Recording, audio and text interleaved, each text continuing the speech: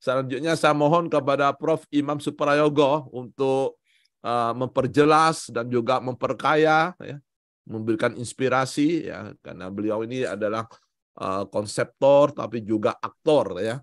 Ya, dan sudah betul-betul tidak hanya teoritisi tapi juga praktisi juga ini. Silakan, Prof. Imam Suprayogo.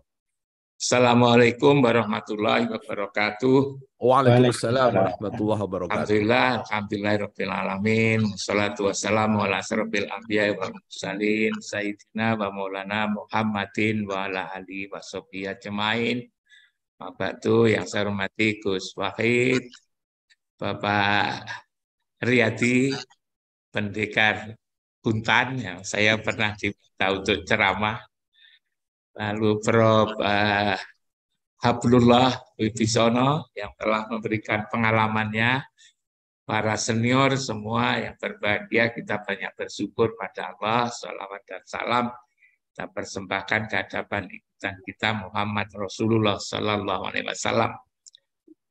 Sudah banyak dan menarik sekali apa yang disampaikan oleh Gus Wahid, Prof. Hablullah Wibisono dan Pak Riyadi. Saya ingin menyampaikan dua saja Gus Wahid. Yang satu apa yang dikatakan disebut-sebut Gus Wahid yang bisa mempertemukan, ya.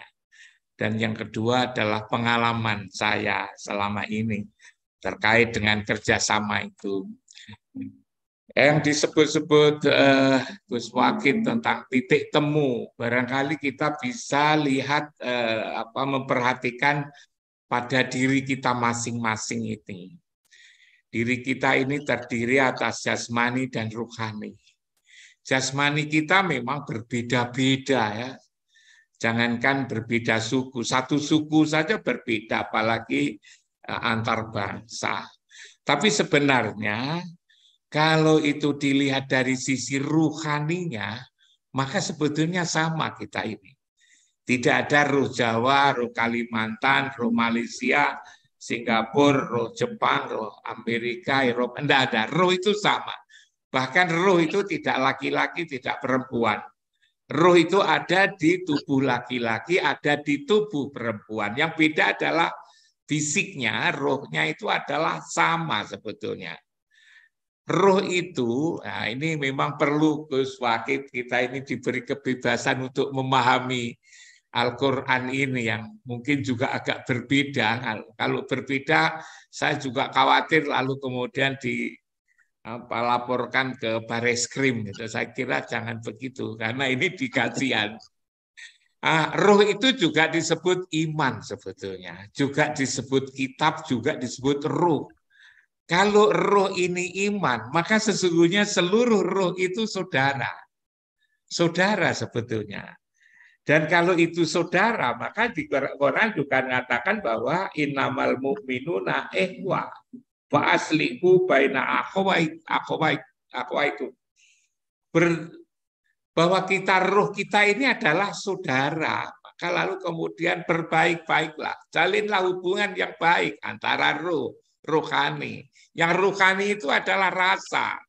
Rohani itu adalah nikmat zat yang ketika kita menghadapi konflik, maka semua orang juga tidak mau sebetulnya konflik itu. Yang tidak mau itu siapa? Rohani kita itu tidak mau. Kalau ada orang tersiksa, apalagi dihukum tanpa itu salah itu kan.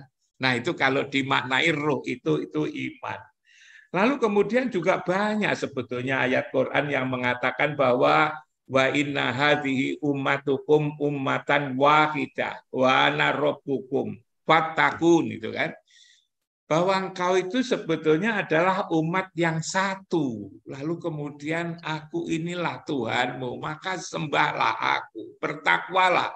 Ayat-ayat seperti ini banyak sekali, karena itu ini saya jadikan bagi saya jadikan sebagai dasar bahwa kita ini tidak boleh lalu kemudian saling nyalah-menyalah, apalagi lalu masukkan ke neraka. Itu bukan tugas kita, kata Gus Wahid tadi, itu adalah urusan Allah.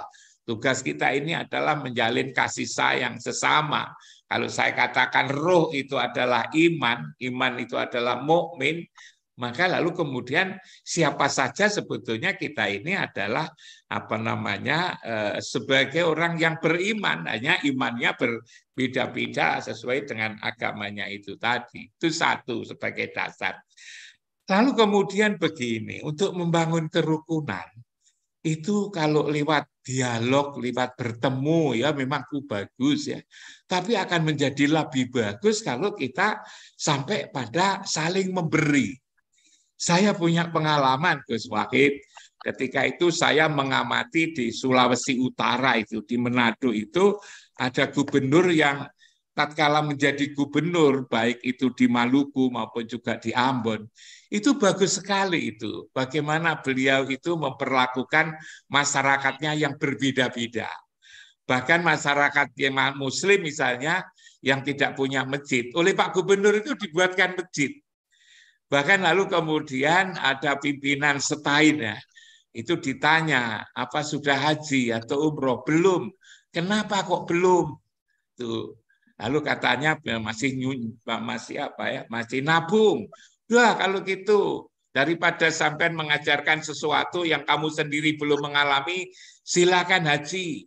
Nanti yang bayari saya, Pak Gubernur yang Kristen itu gitu.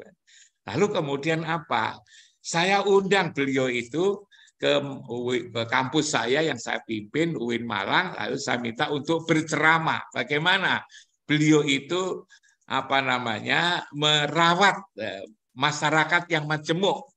Nah, lalu beliau pidatonya bagus sekali, pengalaman-pengalaman. Lalu kemudian saya tawari, bagaimana Pak Gubernur kalau Bapak saya kasih gelar Doktor Honoris Causa lewat kampus ini. Nah, beliau nanya, Pak Rektor apa sudah kenal saya? Ya kenal, Bapak kan gubernur. Lalu beliau mengatakan, saya ini kan Kristen. Lah, saya ini mau kasih penghargaan. Masa orang mau kasih penghargaan lalu nanyakan agamanya segala. Prestasi yang Bapak itu akhirnya mau. Dan ketika itu lalu kemudian setelah beliau mau, saya urus prosesnya, lalu kemudian beliau saya kasih gelar Doktor Honoris Causa. Seorang Kristen saya kasih gelar Doktor Honoris Causa di kampus Islam. Nah, apa itu tidak ada tantangan? Ada, saya dikritik oleh banyak orang. Apa sudah habis orang Islam yang dikasih penghargaan? Kok lalu memberi penghargaan orang Kristen? Nah, tak bilang ya ada, tetapi kita ini harus menjalin komunikasi yang bagus. Ternyata itu, kalau kita memberi sesuatu, yang kita beri itu juga lalu akan bersyukur, berterima kasih, dan akan membalas, memberi lagi lebih banyak lagi sebetulnya. Itu pengalaman saya itu. Sampai-sampai Pak Gubernur itu yang rumahnya di Minahasa, rumah pribadi di Minahasa, itu di rumahnya itu dibangun musola coba di sebelah rumah. Saya tanya, Pak Gubernur kok buat musola gitu. Iya Pak Imam, teman-teman saya itu kan Pak Imam, Pak Rektor, lalu juga yang lain-lain. Mosok lalu cari tempat sholat aja susah, maka saya buatkan musola, dan musolanya bagus, dan itu besar di Minahasa sana itu. Lalu kemudian beliau juga mungkin mau membalas kebaikan saya, di kantor gubernur itu, lalu kemudian juga diadakan peringatan Isra Mi'raj, Nuzulul Quran, kajian-kajian Islam, dihadirkanlah ke sana Profesor Azumardi Azro, Pak Amin Abdullah, Profesor Amin Abdullah, dan lain-lain ini. Ini karena kita memberi. Begitu juga ketika Bapak saya datang ke Bali. Di Bali itu mereka seringkali studi banding ke tempat saya. Kalau ada rombongan dari Sekolah Tinggi Agama Hindu di Bali ke kampus saya lihat gitu kan. Kok lalu lihat gedung-gedung kok seperti Iran gitu kan. Saya belum tahu waktu itu kampusnya seperti apa. Saya yakin itu kampusnya lebih kecil daripada kampus yang saya pimpin. Akhirnya saya datang ke Pak Menteri Agama waktu itu, Pak Tolka Hasan. Saya tanya Pak Menteri, Bapak pernah enggak itu lihat kampusnya Sekolah Tinggi Agama Hindu di Bali? Pernah, Pak Rektor. Lalu gimana? Kasihan sekali. Saya lalu kemudian bilang sama beliau, Pak, itu kan pemenang Bapak sebetulnya sebagai Menteri Agama. untuk bagaimana mereka yang beragama Hindu itu juga bangga dengan kampusnya, karena itu kalau dikasih anggaran lebih akan bagus.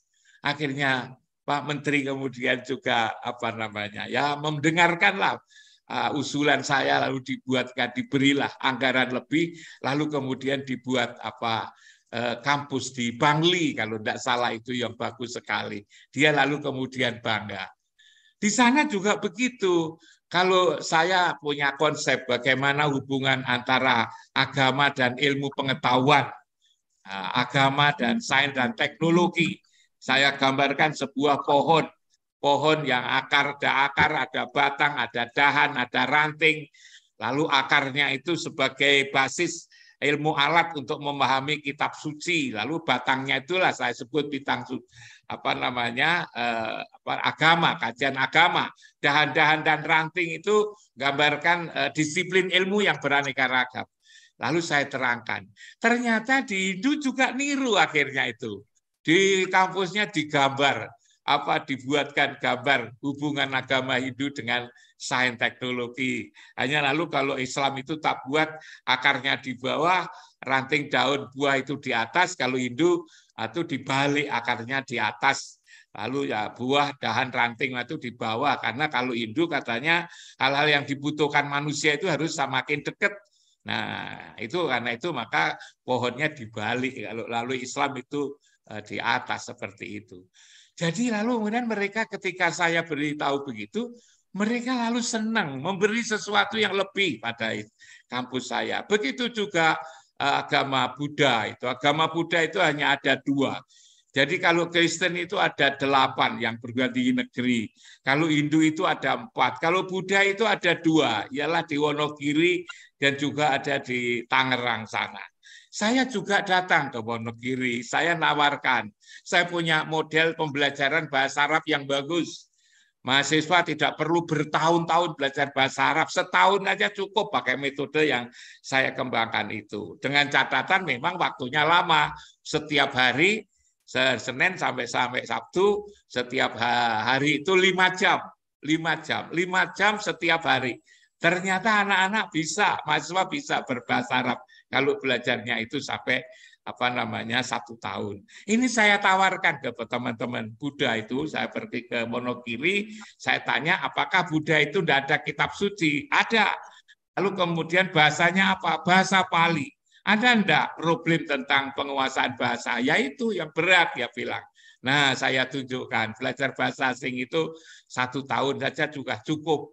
Nah, beliau lalu kemudian Pak Rektornya, Pak Ketua Sekolah Tinggi Agama Buddha itu lalu ngirimkan ke daerah yang berbahasa Pali sana, lalu kemudian dikembangkan itu.